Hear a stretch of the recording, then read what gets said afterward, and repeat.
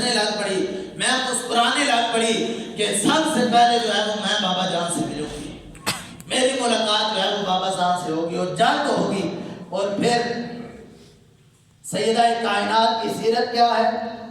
سیدہ کائنات نے اپنی آئینی زندگی جو ہے وہ کیسے بسر کی؟ اگر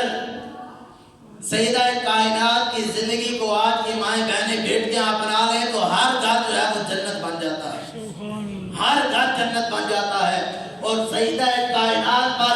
دنیا کی ساری مائیں، سیدہ کائنات کی قدموں کی خاک پر دنیا کی ساری بیٹیاں، دنیا کی ساری مائیں اور سارے بھائیوں کی ساری بہنیں اگر سیدہ کائنات کے قدموں کی خاک پر قربان کر دی جائیں تو پھر بھی کم ہے،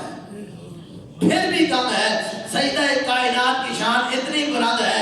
اتنی براء البراء ہے، اور وہ سارے نبیوں کے تاجدار، سارے نبیوں کے امام کی شہزادی ہیں، آپ کی لاڈلی ہیں، لیکن آئینی زندگی کیسے گزاری؟ سنیں آئینی زندگی کیسے گزاری؟ جب مولا علی شیر خدا کے گھر چلی جاتی ہے شادی ہو کر تو پھر کیا ہوتا ہے؟ سارا دن جو ہے وہ اپنے ہاتھوں سے چکی پیستی ہیں، اپنے ہاتھوں سے چکی پر جو ہے وہ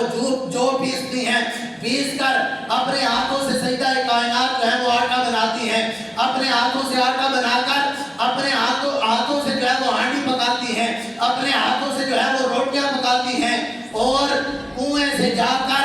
پانی جو ہے وہ اپنے ہاتھوں سے کھینچ کر مشکیزہ بنتی ہیں، اور پھر مشکیزے کو اپنے کندھے پر اٹھا کر جو ہے وہ اپنے گھر لے کر آتی ہیں،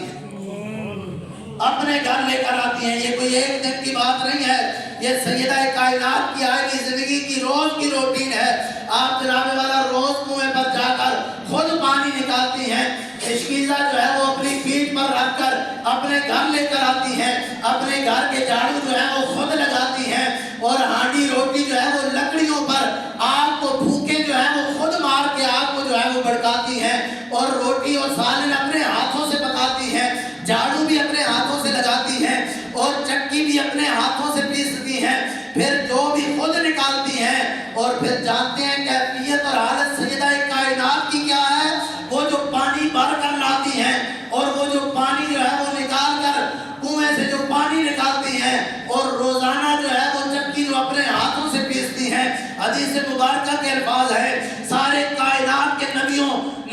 کے بھی نبی کی، ساری کائنات کے نبیوں کے امام اور تاجدار، جس کے لیے رب العالمین نے زمینوں اور آسمانوں کو تخلیق فرمایا، ارے جس نبی کے ہاتھوں میں رب العالمین نے دنیا اور آخرت کے خزانے دے کر جس نبی کو بھیجا، اس نبی کی شہزادی کا یہ حال ہے کہ وہ جو چکی پیستی ہیں اور وہ جو پانی جو ہے وہ کنویں سے نکالتی ہیں، اس وجہ سے ہاتھوں پر جو ہے وہ چھالے پڑ جاتے ہیں،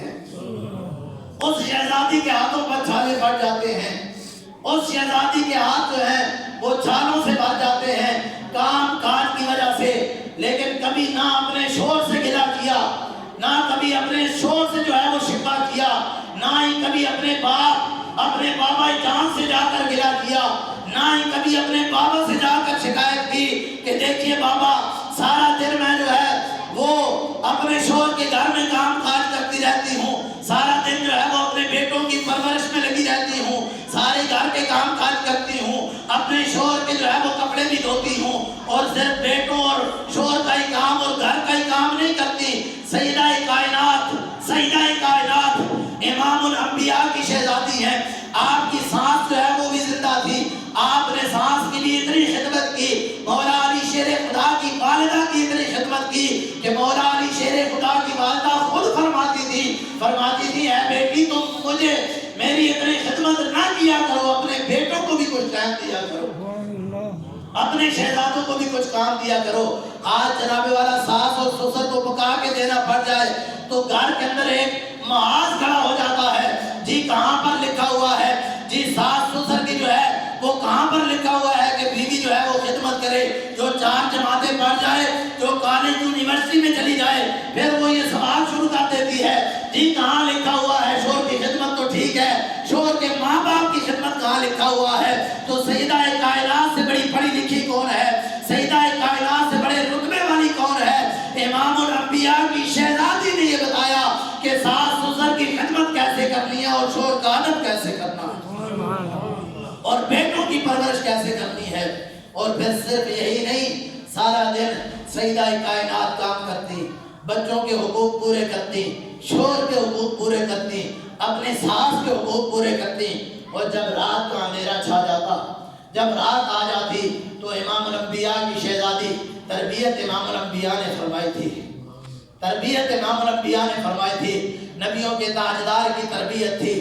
تربیت تھی. اور اس تربیت کا کمال تھا کہ سارا دن گھر کے کام کاج کرنے، اور جب رات کا اندھیرا آ جاتا، جب رات ہو جاتی تو سیدہ کائنات مصلی بچھا کر مصلی پہ کھڑی ہو جاتی، مصلی پہ کھڑی ہو جاتی. اور یہ کوئی ایک دن کی بات آپ کو نہیں بتا رہا، یہ امام الانبیاء کی شہزادی کی ہر روز کی یہ روٹین تھی، ہر روز کا یہ کام تھا. رات کو مصلی پہ کھڑے ہو جانا اور 1000 رکعت نفل